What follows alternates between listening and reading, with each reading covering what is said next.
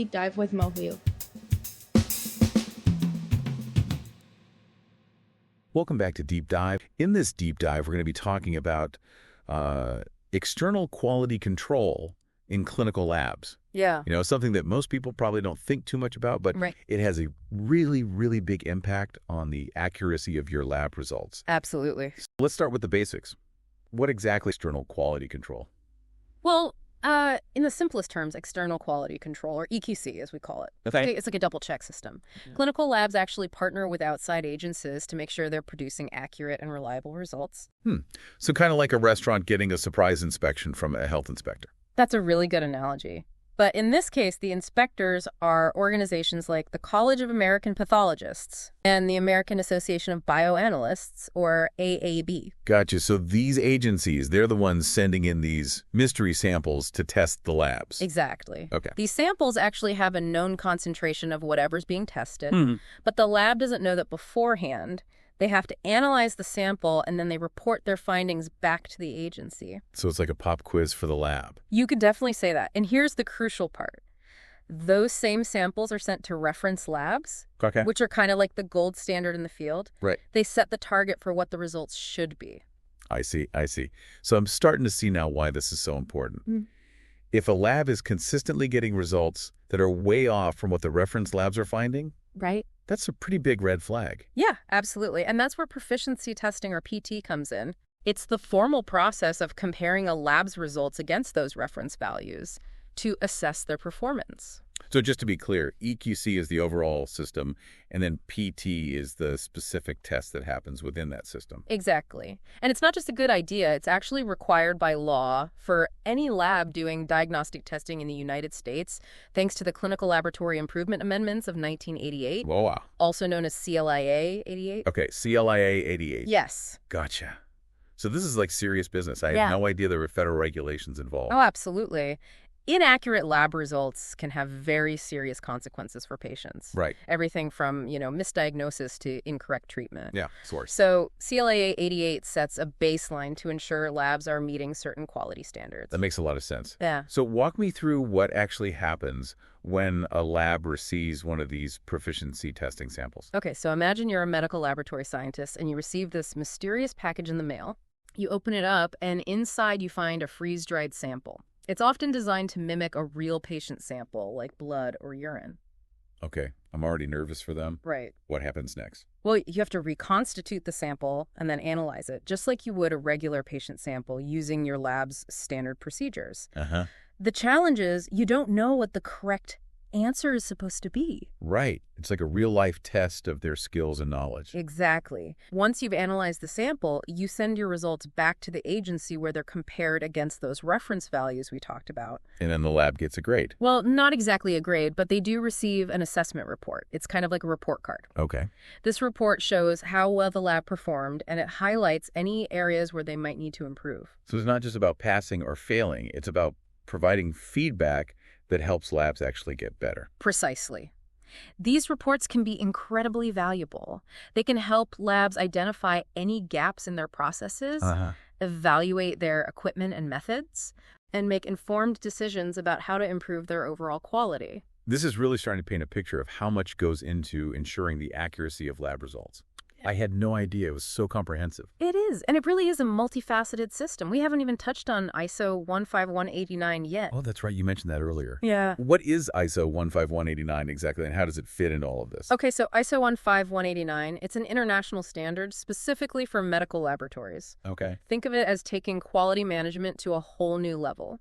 Okay. It's really about building a culture of quality in every aspect of the lab's operations. So it's more than just participating in these proficiency testing programs. So much more. ISO 15189, it covers everything from the competency of the staff to the management of equipment, the handling of samples, and even the way data is recorded and reported. Wow. It's about having really robust systems in place for literally every single step of the process. That sounds incredibly comprehensive. So, What are some specific examples of how ISO 15189 actually impacts the day-to-day work in a lab? well, for one thing, it requires labs to have documented procedures for literally everything they do. But for everything? Everything. Wow. So, for instance, there's a specific procedure for how to properly calibrate a piece of equipment how to handle a blood sample, how to run a certain test, how to interpret the results, and so on. So it kind of takes the guesswork out of things and ensures that everyone is following the same protocol. Exactly. And it's not just about having those procedures written down, Right. but it's also about making sure the staff are trained and competent to carry them out. ISO 15189 emphasizes the importance of ongoing training and competency assessments. Yeah, that makes a lot of sense. You can have the most amazing procedures in the world, but if the people performing them aren't properly trained, it's all for nothing. Exactly. Another key aspect of ISO 15189 is risk management labs are actually required to proactively identify potential risks Okay. and then implement strategies to mitigate them. Can you give me like an example of what that might look like in practice? Sure. Let's say a lab identifies that one of their most common errors is mislabeling samples. Okay. A risk management strategy might involve implementing a double check system Okay. where two different people have to verify the sample label before it's processed. Oh, that's a simple but effective solution? Exactly. ISO 15189 is all about finding those practical solutions that ultimately lead to more reliable results and better patient care. So it sounds like ISO 15189 really goes above and beyond what CLIA 88 requires. Mm-hmm. Why would a lab choose to go through the process of getting accredited to this standard? It sounds like a lot of work.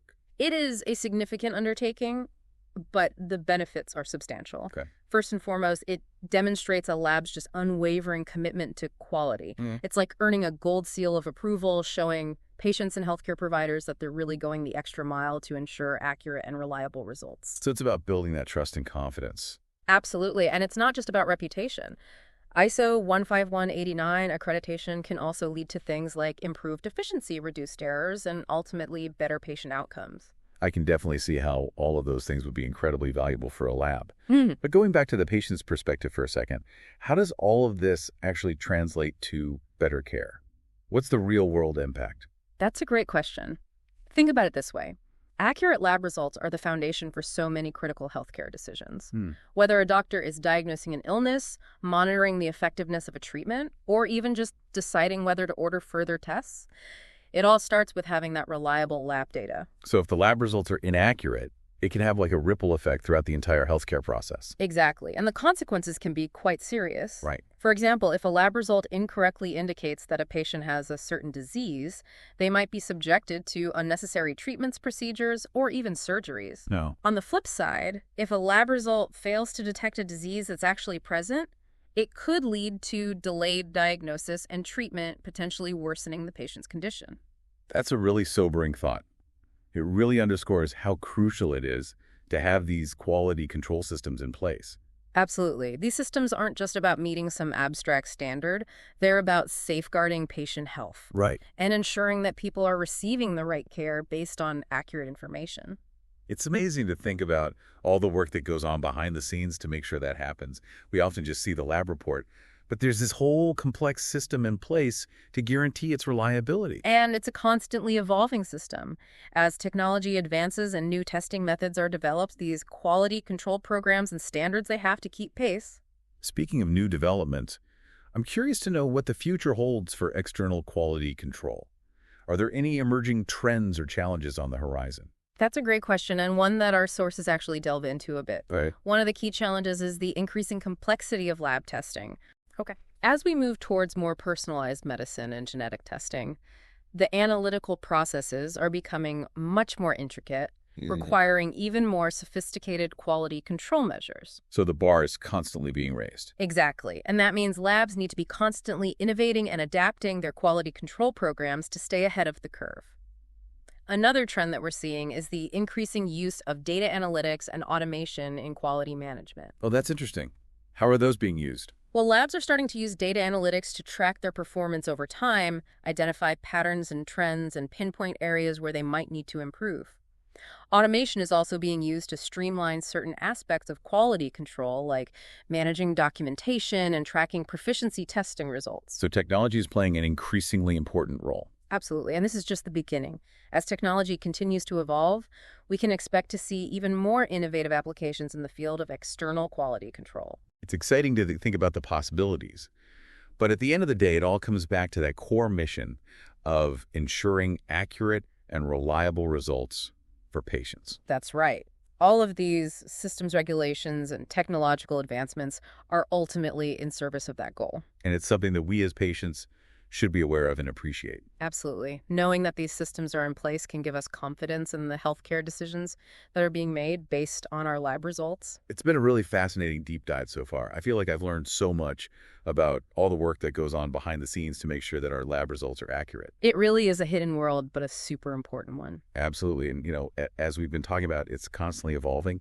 We've talked about these external quality control programs, the importance of ISO 45189 accreditation, and the role of technology in shaping the future of quality management. Right. And, through all of those changes, one thing that always stays the same is that focus on patient care. Every single procedure, every regulation, all of the technology, it all comes back to that. That's really powerful.